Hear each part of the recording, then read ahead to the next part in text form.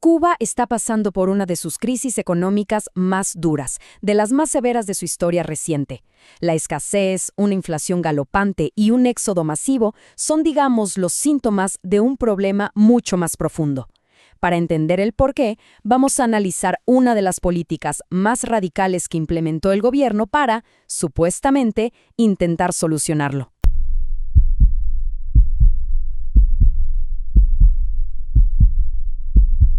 138.8%.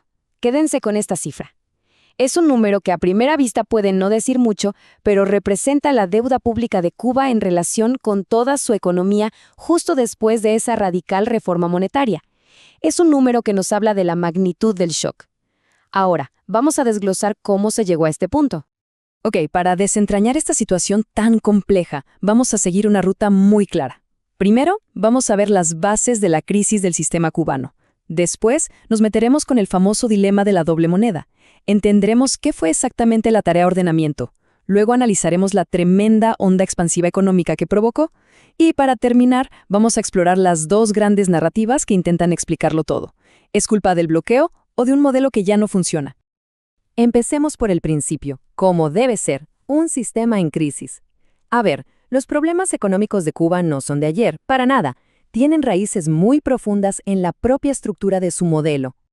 El modelo económico cubano siempre se ha basado en la planificación central, con el Estado y sus empresas controlándolo casi todo.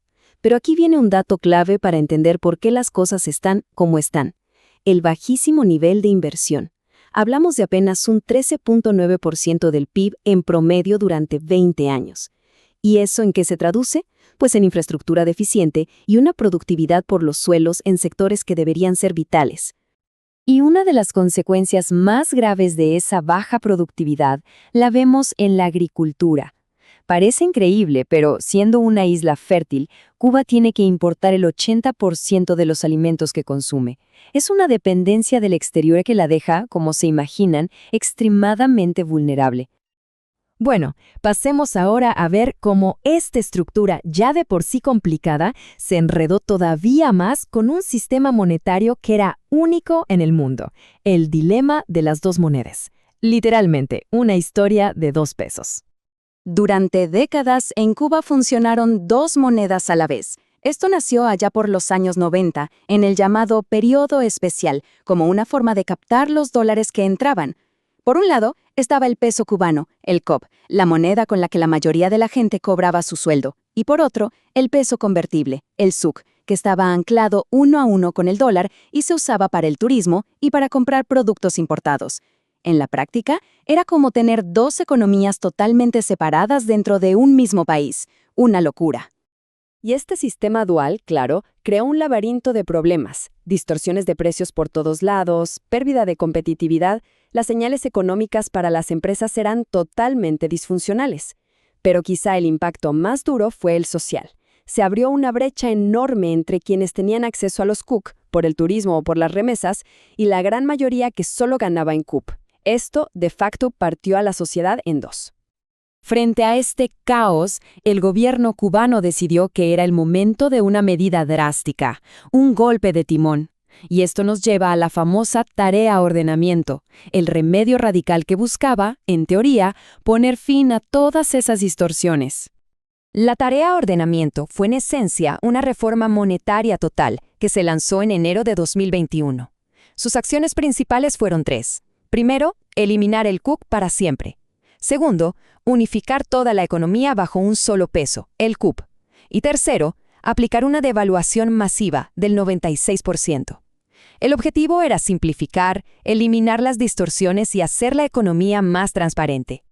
La justificación oficial del gobierno era que buscaban modernizar el socialismo cubano. El objetivo, según ellos mismos, era mantener la justicia social, pero sin igualitarismo. O sea, la idea era dejar de subsidiar productos para todo el mundo por igual y en su lugar subsidiar directamente a las personas más vulnerables.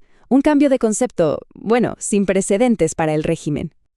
Pero claro, una reforma de esta magnitud, tan grande, inevitablemente genera una onda expansiva. Y ahora vamos a ver las consecuencias, muchas de ellas no deseadas, que golpearon con toda su fuerza a la economía y sobre todo a la población cubana. El impacto más inmediato y doloroso fue la inflación. Cuba pasó de tener una inflación de un solo dígito, algo más o menos manejable, a una verdadera explosión de precios. En 2021, el mismo año de la reforma, la inflación se disparó al 77.3% y desde entonces se ha mantenido por encima del 30%. El poder de compra de la gente sencillamente se hizo polvo. Y esta inflación, combinada con la escasez, ha tenido un costo humano devastador. Según el Observatorio Cubano de Derechos Humanos, para el 2024, un alarmante 72% de la población cubana estaba enfrentando una crisis alimentaria. Una estadística que no solo refleja pobreza, sino una escasez generalizada. 40.000. Este número no es una abstracción, ¿eh? Es la cantidad de puestos de trabajo vacantes, solo en el sector de la salud.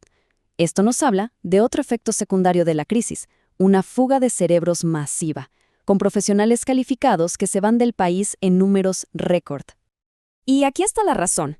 El salario promedio de un médico en Cuba es de unos 8,000 pesos cubanos.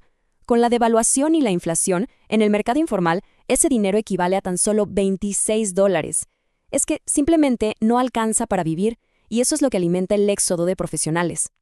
Y así volvemos al número con el que empezamos. La devaluación del peso hizo que el PIB de Cuba, medido en dólares, se desplomara. El resultado, la relación entre la deuda pública y el PIB se disparó, pasando del 51.7% en 2019 a casi el 139% en 2021. Un shock macroeconómico en toda regla. Entonces, la pregunta es, ¿por qué pasó todo esto? ¿Por qué una reforma que estaba diseñada para ordenar la economía pareció generar todavía más caos? Esto nos lleva a las dos grandes narrativas que compiten para explicar la raíz de la crisis. La primera narrativa, que es la que defienden las fuentes oficiales como el portal Cuba Debate, apunta a un culpable principal: el recrudecimiento del embargo estadounidense. La administración Trump impuso más de 240 nuevas sanciones. Y la pregunta que ellos plantean es clara: ¿qué economía puede aguantar una presión tan asfixiante? Sin embargo, hay otros datos que complican un poco esa narrativa. Como vemos aquí, las transferencias del Estado a sus propias empresas públicas ya venían cayendo en picada desde 2018. Esto sugiere que, incluso antes de las sanciones más duras de Trump, el Estado cubano ya se enfrentaba a una profunda crisis de presupuesto y a problemas de ineficiencia interna que lo obligaron a recortar el apoyo a su propio sector productivo. Y esto nos deja con la pregunta del millón: ¿qué pesa más en la crisis de Cuba? ¿La asfixiante presión externa o los fallos estructurales de su propio modelo? Quizá la respuesta no sea elegir una u otra, sino entender cómo ambas cosas se retroalimentan. Es como un círculo vicioso, donde las sanciones de fuera agravan las debilidades de adentro, y un modelo ineficiente es incapaz de resistir la presión exterior.